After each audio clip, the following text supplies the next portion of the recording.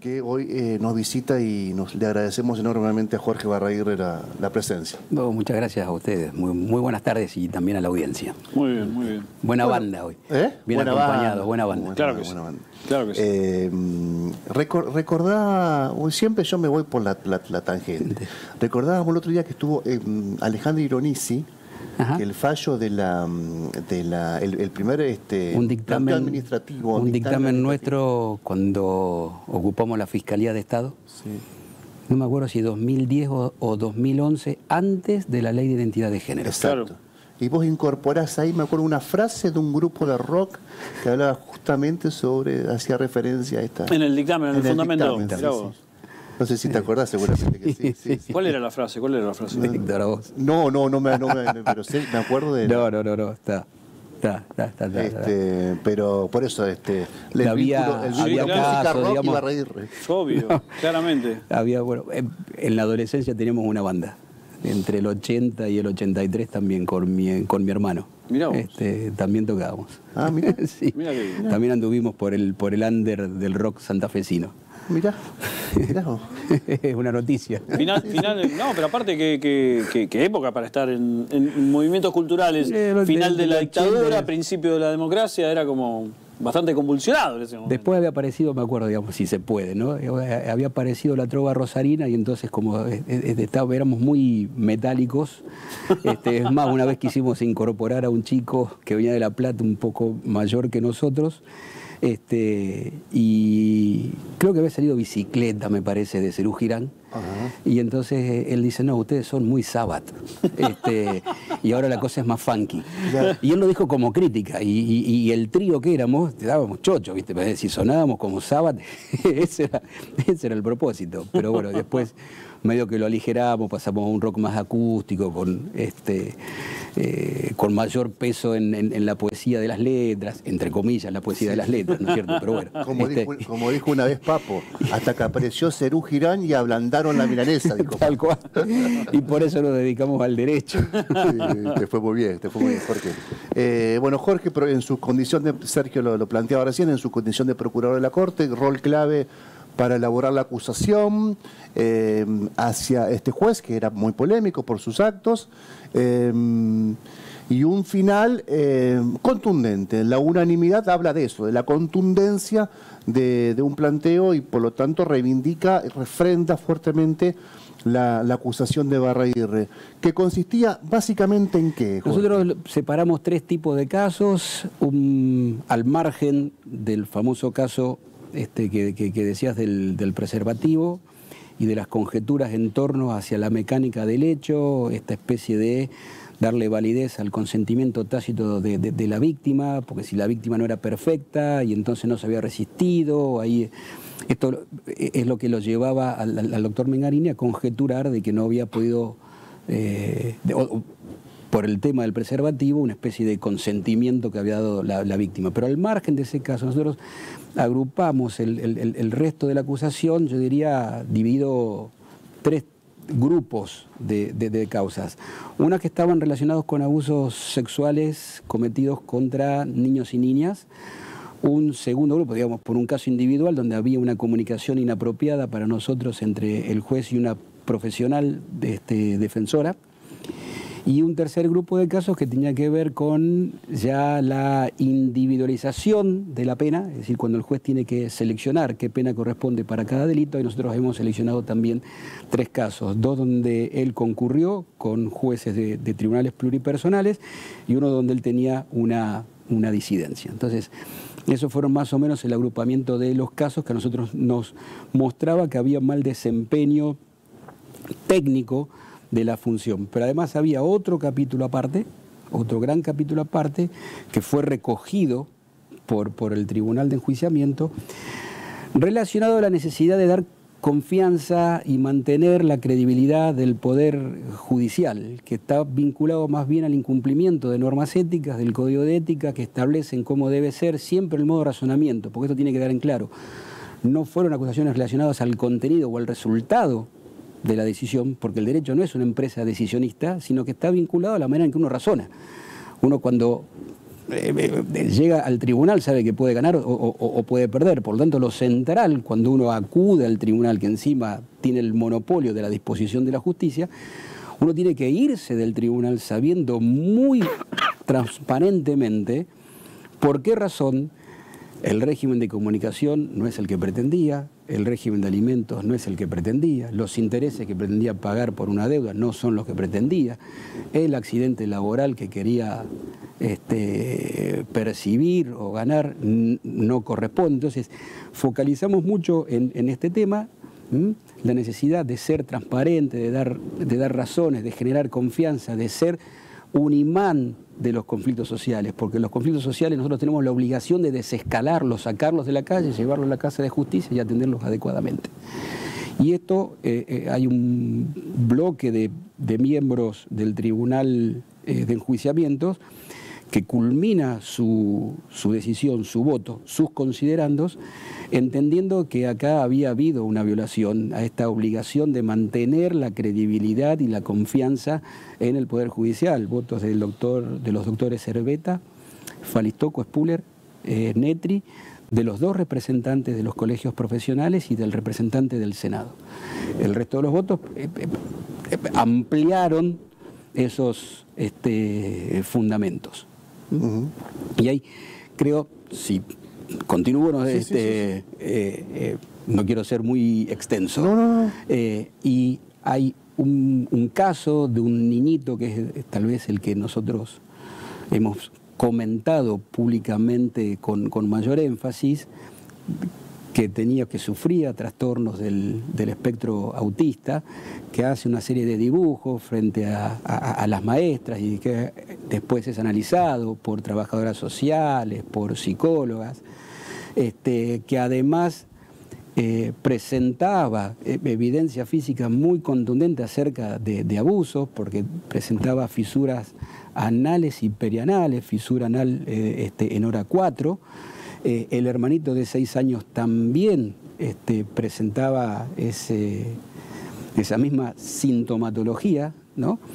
Y sin embargo, tanto la declaración del niño como la evidencia física no fueron atendidas en absoluto. Ahí hay el voto del doctor Gutiérrez, creo que en ese sentido es muy gráfico, porque dice, se lo nota, además de los gestos que hace en las audiencias, porque nosotros dijimos una parte de la estrategia era que los hechos hablen y nosotros retraernos, dejar que hablen los registros de audio y videos, y además, decía el doctor Gutiérrez, de la gestualidad y a veces de los pensamientos o las razones farragosas en torno a lo que tiene que ser una decisión muy transparente, lo encontraba como peleando contra la evidencia. Es decir, en lugar de hacer lo que hacen todos los jueces, sana crítica racional, en la imagen del presidente de la Corte se había instalado eso, de que estaba peleando contra la evidencia. Entonces eso nos pareció a nosotros que podía ilustrar perfectamente al tribunal frente a la decisión de un camarista que, si bien confirma la libertad y rechaza el pedido de prisión preventiva del MPA, el voto del camarista es impecable. Si ustedes quieren, digamos, lo pueden enmarcar y decir cómo hay que trabajar en términos de garantías constitucionales, cuando la Fiscalía prácticamente había llevado toda la prueba posible y había otros modos de cautelar el proceso en relación al peligro de fuga, la frustración de la eventual sentencia condenatoria, ¿no? Entonces me parece que eso fue muy determinante, y así como estaba ese caso, se presentaron otros, Oviedo, Ramos, que mostraban este sesgo, esta matriz, en donde, además del descreimiento en contra de lo que determinan las convenciones internacionales y la Constitución Nacional en relación a la declaración de las víctimas, evidencia física corroborativa que no era analizada. Te pregunto esto, Jorge, si podás responderlo. Todo esto que investigaste para conformar la acusación, ¿se puede hablar de un perfil de razonamiento de este magistrado? La idea del tribunal es que hay una especie de matriz.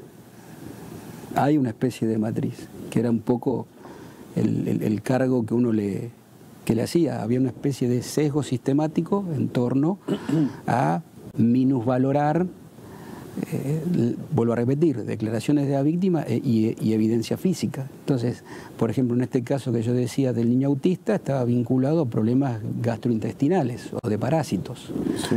Porque podía presentar el color en su colita como lo estaba presentando, pero eso no explicaba las fisuras, las lesiones. Lo mismo el caso de una niñita de 6 años que presenta ano dilatado y también estaba vinculado a la falta de higiene. Entonces nosotros entendíamos... Según el razonamiento de Mingarín. Claro, nosotros entendimos que ahí hay un patrón, ahí hay un sesgo, y no es una cosa. Además, quiero hacer esta aclaración si se me permite, que me parece que tengo una posibilidad de extenderme un poquito más. Sí, adelante. No es solamente el trabajo del procurador.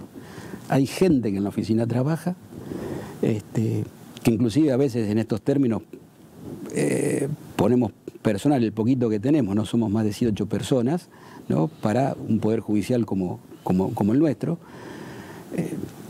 pero no era solamente la visión del procurador, era la visión también de las funcionarias que me acompañan y que se sentaron horas y horas y horas a mirar las audiencias una y otra vez, a ver, digamos, si había alguna explicación posible, ¿no? Entonces, no es solamente el trabajo de uno, sino que es el trabajo de un equipo. Y ese equipo estaba muy seguro de que acá había un problema de una matriz, de un perfil, de un sesgo en torno a estas dos cuestiones: declaraciones de víctimas, declaraciones de mujer, de niñas, de niños, víctimas de abuso, y esa confrontación que tenía con la evidencia física. Entonces había que... Hay la norma técnica, si se me permite, el 220, inciso 1 del Código Procesal Penal, está destinada a que los jueces probabilicen autoría, y acá lo que se veía era que se posibilizaba la materialidad del hecho, es decir, se iba un escalón más abajo, y además de no probabilizar, se abría el abanico de tal manera que, claro, obviamente que en términos causales hay muchas posibilidades, pero eso no es la función que tiene el juez en función del artículo específico del código. Y si usted no tiene que posibilizar, permítaseme el neologismo, usted tiene que probabilizar, que es muy distinto. Entonces usted con la evidencia tiene que ir achicando el campo de las posibilidades. Usted no puede conjeturar.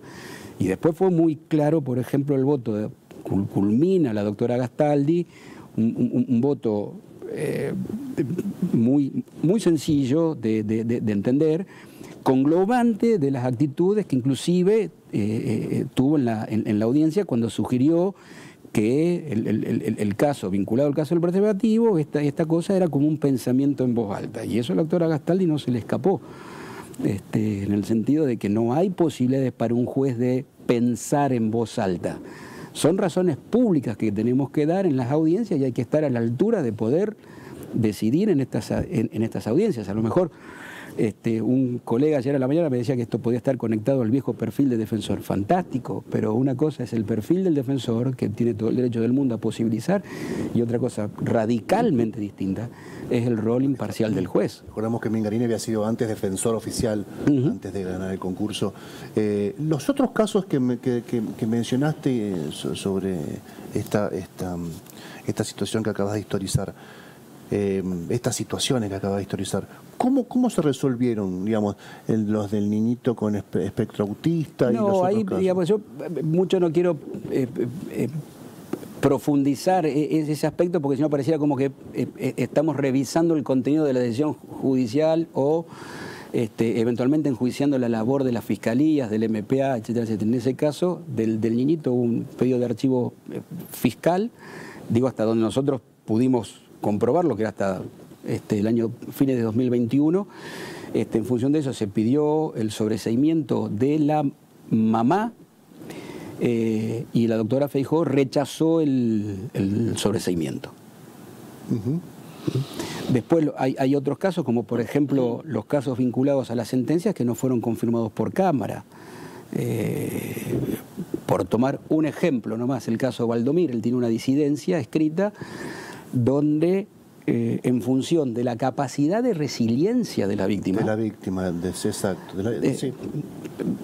Impuso la pena de 12 años. Cuando esto lo ve la Cámara, dice, no, esto está mal razonado, entonces corresponde elevarlo. Digo, eso no, si fuese un caso aislado, no hay ningún inconveniente. Todo el mundo tiene derecho a equivocarse.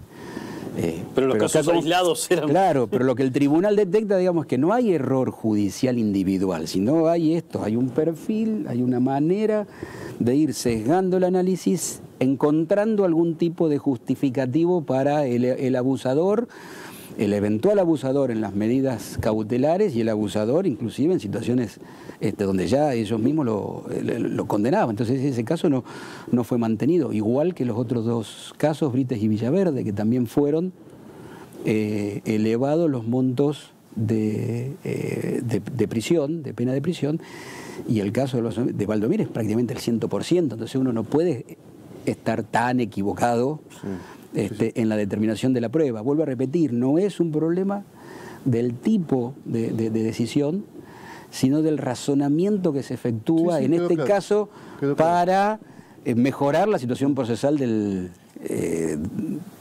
acusado. Tengo una pregunta, Sergio, que adelante, Héctor. Poquito tiempo, Jorge, y te la aclaro con la prevención de que si tenés ganas la respondés y si no, por la cuestión institucional, más que nada, porque sé que opinás sobre cualquier asunto en la medida que tengas elementos. Pero debería replantearse con este ejemplo, debería replantearse la forma de llevar adelante los concursos de selecciones. Rápido, de los jueces. Héctor, ya, rápido, porque entendí, digamos, dónde va, y también había una pregunta de colegas. No, yo entiendo que no, yo creo que el tribunal tiene una razón de ser, el tribunal de enjuiciamiento prevista en la Constitución de 1962, que establece es corte integrada más representantes de diputados, senadores y de la profesión, ¿no? De tal manera que es claro que el constituyente está pensando de que hay casos que se pueden filtrar en los procesos de designación. Y no está mal que se filtren. Lo que estaría mal es que una vez que algo se filtre, no se identifique. por el volumen de casos que esto requiere, la dinámica de la renovación judicial, ¿no? Esas cosas después nosotros miremos para el costado, como en este caso nosotros nos hubiéramos quedado, bueno, este es el caso que tomó Estado Público, vamos a investigar y vamos a correr el albur. No, digamos, lo que corresponde es investigar. Cuando frente a este tipo de razonamientos jurídicos justificatorios nosotros nos enfrentamos, lo que corresponde es investigar. Entonces yo creo que ahí me parece que hay una buena combinación entre lo que tienen que ser los procesos de designación y el papel que tiene que desempeñar, que está consagrado, alojado, memorializado en la propia Constitución provincial. Gracias. Que está respondido. Sí, por supuesto. Bueno, sí. Exhaustivo como cada vez que lo escuchamos al procurador Jorge Barraguirre. Muchas gracias. Muchas gracias a ustedes.